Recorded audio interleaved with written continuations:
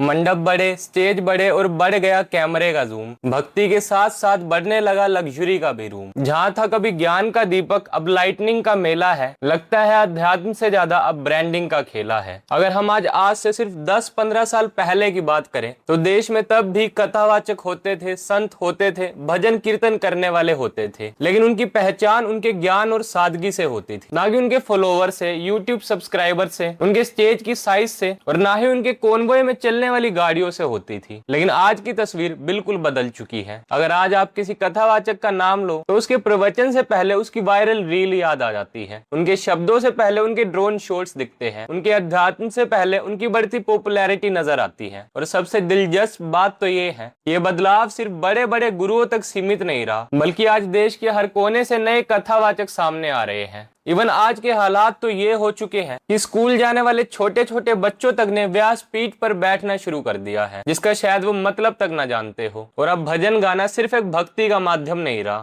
बल्कि एक proper career option बनता जा रहा है। कई पेरेंट्स इसे एक बिजनेस अपॉर्चुनिटी की तरह देखते हुए अपने बच्चों को इस रास्ते पर ला रहे हैं, तो कहीं पहले से ही मशहूर कथावाचक अपनी अगली जनरेशन को भी इसी पहचान के साथ लॉन्च कर रहे हैं। जिसमें अभी हाल ही में एक मशहूर कथावाचक देवकीनंदन ठाकुर जी ने भी अपने बेटे को लॉन्च किया है, जिसकी उम्र अभी सिर्फ 19 वर्ष बताई जा रही है, जो अब अपने पिता की तरह लोगों को प्रवचन देगा, वो भी उन लोगों को जो उससे उम्र में कहीं ज्यादा बड़े हैं। मतलब जिस उम्र में उसे या इवन मेरे जैसे यंगस्टर्स को भी अपने से बड़ों से कुछ सीखना चाहिए, उस उम्र में वो अपने से बड़ों को प्रवचन देगा। और यहीं से एक बहुत बड़ा सवाल पैदा होता है, क्या हम सच में अध्यात्म का विस्तार कर रहे हैं या फिर अध्यात्म का प्रोफेशनलाइजेशन? ध्यान रहे, इस वीडियो का सवाल ना गीता से है, ना रामायण से है, ना मंदिर से है, ना भगवान से है, क्योंकि आस्था कभी समस्या नहीं होती। लेकिन जब आस्था के साथ ब्रांडिंग जुड़ जाए, प्रवचन के साथ प्रोडक्शन जुड़ जाए और जब भक्ति के साथ बिजनेस मॉडल जुड़ जाए, तब सवाल पूछना जरूरी हो जाता है। और आज हम वही सवाल पूछने वाले हैं।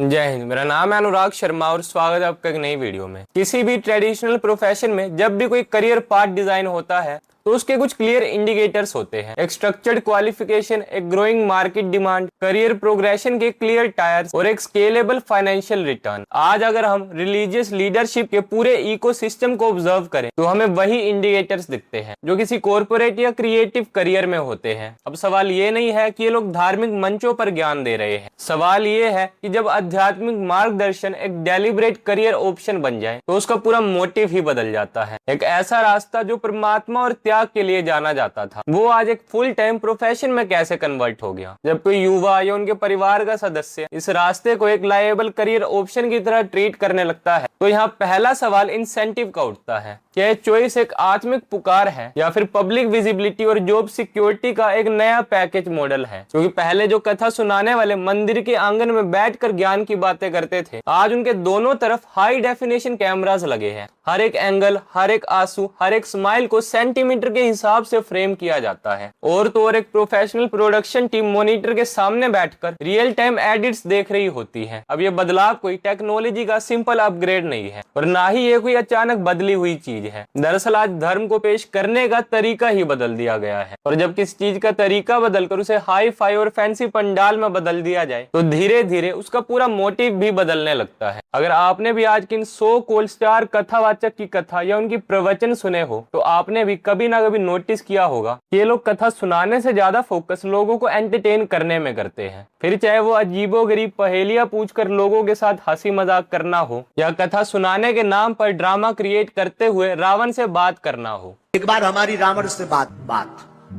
फोन कॉल, अब ये मत पूछना कि नंबर क्या।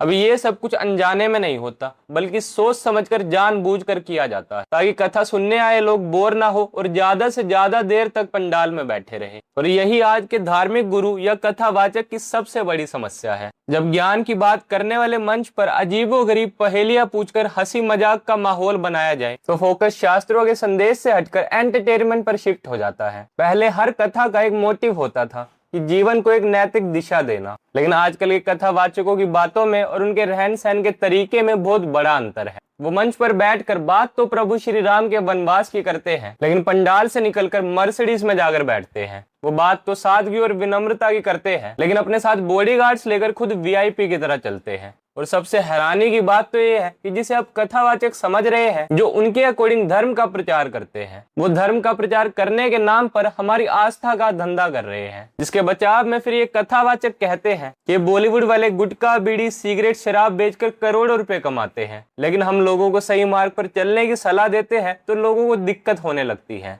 अब यहाँ पहली बात तो ये है कि उन दो चीजों को कंपेयर कर रहे हैं जिसका आपस में कोई कंपैरिजन ही नहीं है। और दूसरा ये कि आपने खुद को कंपेयर करने के लिए बॉलीवुड को चुना तो आपने खुद को उसी कैटेगरी में लाकर खड़ा कर दिया, क्योंकि बॉलीवुड एक प्योर कमर्शियल इंडस्ट्री है जहाँ हर एक्टर का पर्पस प्रॉफिट, बिजनेस और ब्रांड वैल्यू बढ़ाना है। लेकिन अगर एक व्यासपीठ पर बैठने वाला व्यक्ति भी अपने आप को उसी बिजनेस लॉजिक के स्केल पर तोल रहा है तो उनका मोटिव अध्यात्म कैसे रहा, जब इनका कंपैरिजन ही प्रोफेशन के आधार पर हो रहा है। तो एक बात तो बिल्कुल क्लियर हो जाती है, इनके दिमाग में अध्यात्म नहीं बल्कि मार्केट कंपटीशन चल रहा है। और यही से प्रॉब्लम होना शुरू हो जाती है, क्योंकि जब धर्म का धंधा बनाया जाने लगता है तो वो धर्म नहीं रहता बल्कि बिजनेस बन जाता है, जिसके चलते इनकी लग्जरी लाइफस्टाइल और बड़ी बड़ी गाड़ियां देखकर दूसरे लोग भी इंस्पायर होते हैं और उनके दिमाग में भी कथावाचक बनने का ख्याल आने लगता है। इसलिए नहीं कि वो लोगों को सही राह दिखा सके या धर्म का प्रचार कर सके, बल्कि इसीलिए ताकि वो भी दूसरे कथावाचक की तरह खुद भी लग्जरी गाड़ियों में घूम सके और एक आरामदायक जिंदगी बिता सके।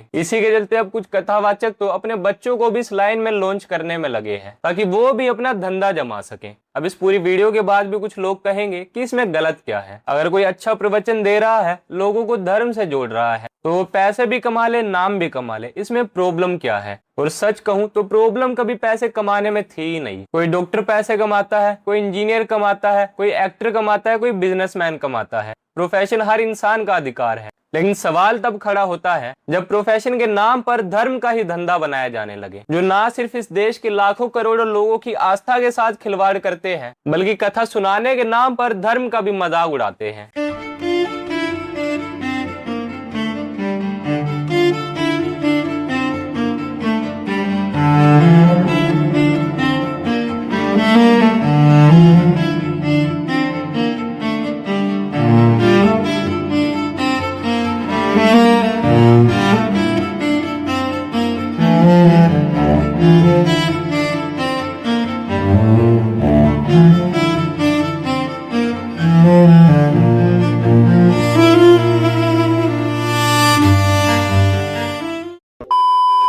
बाकी इस पर आप क्या सोचते हैं, हमें कमेंट सेक्शन में लिखकर जरूर बताएं। टिल देन गुड बाय, जय हिंद, वंदे मातरम।